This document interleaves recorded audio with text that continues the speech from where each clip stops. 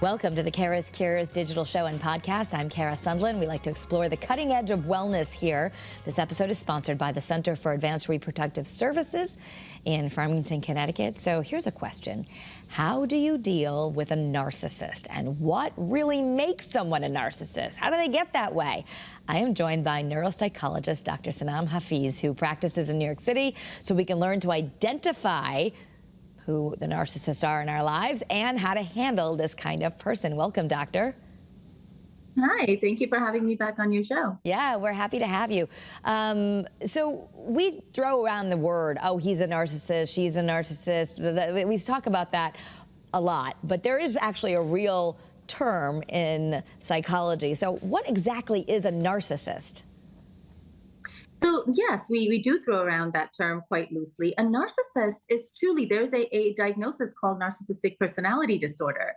And while there are different schools of thoughts about how someone becomes a narcissist, but generally speaking, there are people who have a very distinct personality type, and it's formed over years and years of practice. And while there may be some genetic component to it, whether it's a certain type of a disorder or a condition, oftentimes, there is a familial pattern. You're probably likely to have been raised maybe by a narcissist or watched narcissists, when you were growing up, and you inherited either some of those traits by genetics or by learning how to be very self-serving. And you learned that by manipulating people, you can sometimes get what you want. So it's not the type of thing that happens overnight, which is why we don't see a lot of children who are narcissists. They're usually well-developed, grown adults, and oftentimes intelligent, charming people, often successful people. And it's, by the time you realize what's wrong with them, it's too late. They've done a number on your life. So I like to, when we were talking earlier, I like to say that narcissists don't happen to you, you happen to them because you allow them into your life. You allow them to pervade parts of your life that should be private, where you should see some red flags and stop signs, and you don't. And you see them and you go right past them because you want to heal, you want to be compassionate, you want to help them. Meanwhile, they're really, detrimental to your well-being. Yeah, okay, so that sometimes the more empathic or compassionate you are, do you sort of attract these narcissists, or why do those types of people sometimes come together and then, of course, the empathic person gets trampled on? Because, it's kind of hard for two narcissists to be in the same room, because it's two people who are self-serving and looking out for their own best interests and trying to manipulate each other might initially find some attraction to each other. But at the end of the day, a narcissist thrives by choosing people that can serve him or her. So they will find someone who is compassionate and empathic to a fault almost, and will keep forgiving and overlooking their transgressions. And meanwhile, that person, initially can almost love bomb you and tell you how wonderful you are, how amazing you are, be there to help in very small ways, but making them seem magnanimous and grandiose, only to find that you are actually the one doing the bigger things for them, at the end of the day. But before you know it, they almost make you feel that you are privileged to be taking care of them. You're privileged to be part of their life. While they could be sucking you dry, so it's a very interesting game, and they know exactly how to get in just at the right moment. So they might find someone who's in distress, who's going through a difficult period, and just say all the right words, which in reflection might seem almost like hallmark words with very little action or substance to support them. So what exactly is narcissism? It's a tendency to view yourself as someone important. They may not even seem egomaniacal on the surface, but they seem to think that they're very special, that their presence in your life is a privilege, it's an honor.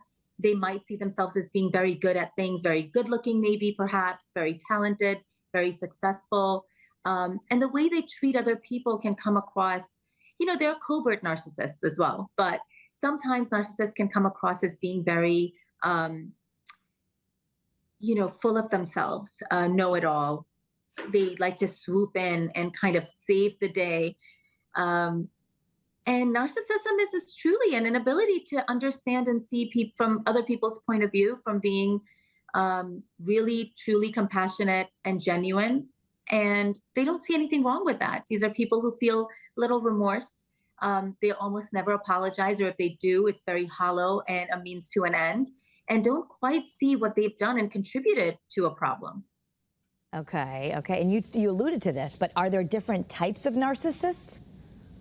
Yeah, they're the very openly very showy ones, right? The ones who drive fancy cars and, live above their means maybe, or are braggarts, and those are easier to spot. And then there are covert narcissists, right? That can be toxic to your life, but they're not overtly, they may seem very humble and down to earth, but you start to see a pattern of, I wouldn't say abuse in the typical sense, but kind of like taking advantage of you, and always, accepting very, very generous offers from people to do things. And all the while making it sound like, yeah, I needed help, but turns out and sounds like everyone's always helping them. And then they're the kind of narcissists that, might, flood their social media with their pictures and just me, and only talk about me. And then they can be, sort of, I guess, a little bit showy, but maybe more self-centered, and maybe even a little less damaging to you because they're so focused on themselves. But the one thing that they all really share in common is manipulation, a lack of empathy, a lack of remorse. Those are some very typical traits that almost all narcissists share. Oh, and I must mention a the dangerous type is a hostile narcissist, someone who will lash out at you, who will belittle you, verbally abuse you. And those are the ones that can really do a lot of damage to you because they hurt your self-worth, your sense of self-esteem. Are there some times where people act narcissistic, maybe even hostile, get mad, gaslight someone they love, but then they're not really a narcissist, they just had a bad day and they were acting inappropriately? Like, how do you know if someone's really a narcissist or they were acting narcissistically? Well, the truth is that you will never really spot a narcissist till you've seen them and observed them over a long period of time. Narcissists don't always, mostly actually, don't present as narcissistic. So for you to see someone in one snapshot and make that statement would be incorrect, inaccurate, and really kind of a snap judgment. When you meet a narcissist, you're not going to know till you've had extended contact with them.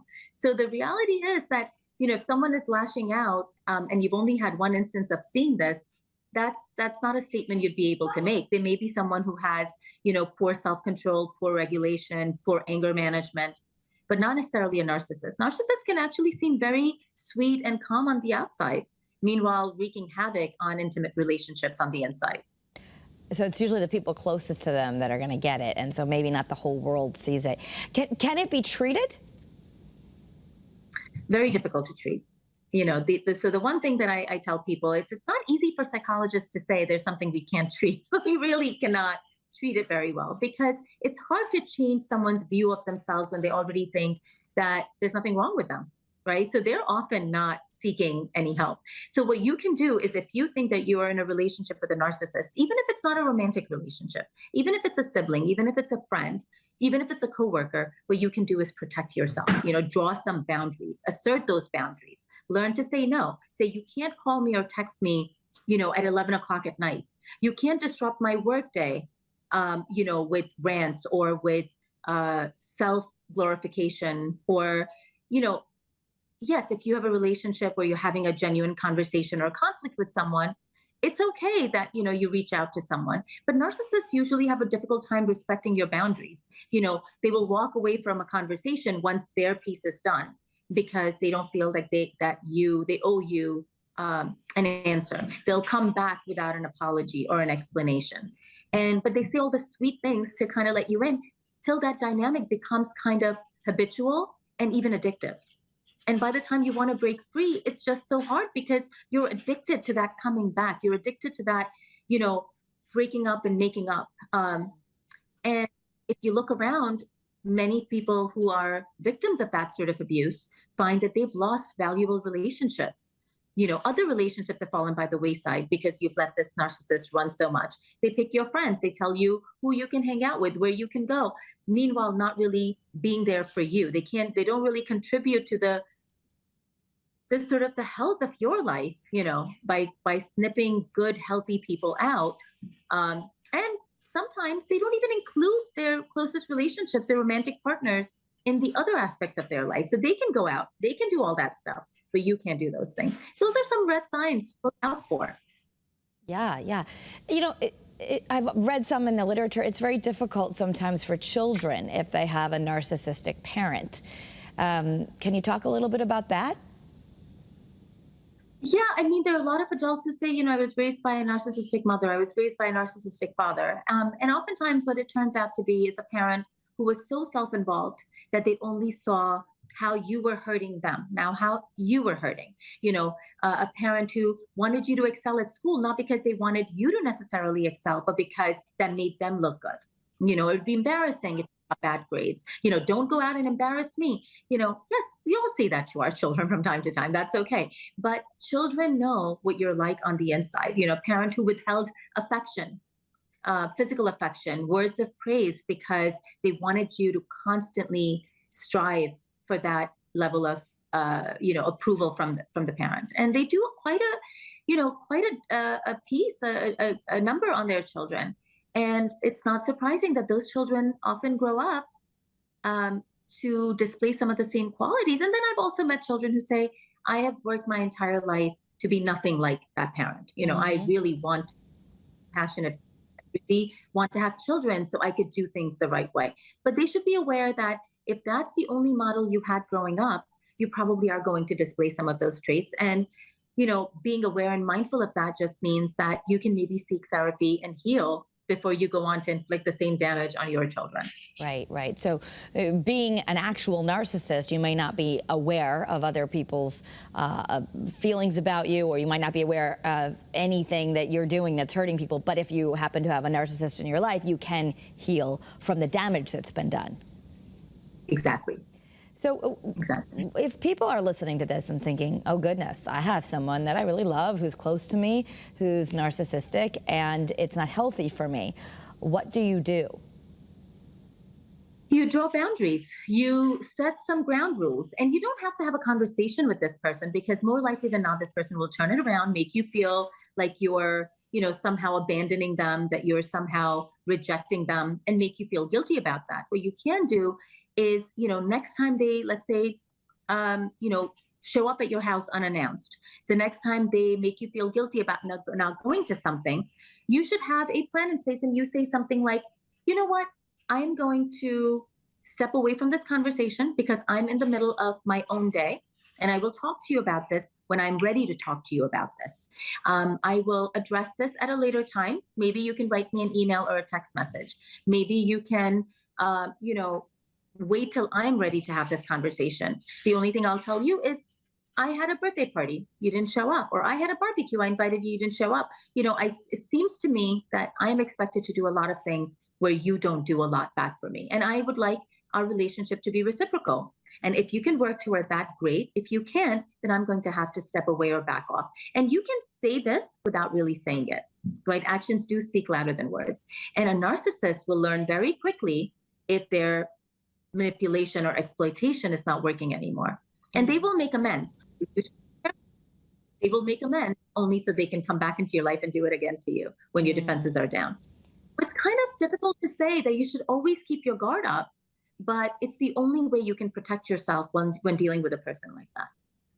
So what you're saying is that you sort of have to accept that this is how they are, and protect yourself or choose to not have this relationship. And I imagine that gets much more complicated if you are married to a narcissist, or if your mother or father is a narcissist, or a family member. Maybe a little easier if someone in your friend group, you just kind of, I got to distance myself.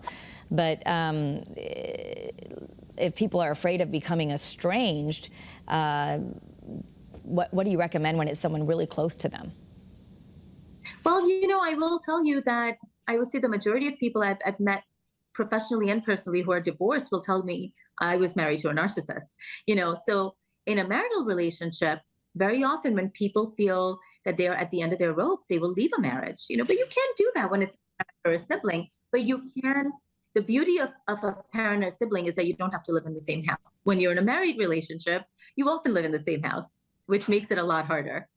So there are pros and cons to both types of relationships. But at the end of the day, the bottom line and the magic word is boundaries. Yeah. And just, I love what you said about, you were defining it earlier, but I guess I've heard another definition that a narcissist is kind of like they have the inability to see you and how you're feeling.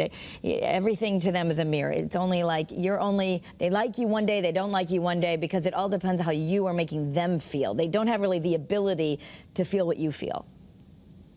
Yeah, that's the lack of the empathy, where they actually don't understand what someone else might be going through. They might nod and listen along, but at the whole time they're thinking, what is it that I want out of this interaction? And they can't really, an empath is the type of person who listens to a narcissist and tears up at their story, real or not. And the narcissist will listen and say all the right words, but not really mean it. So there's something to keep in mind. Yeah, absolutely.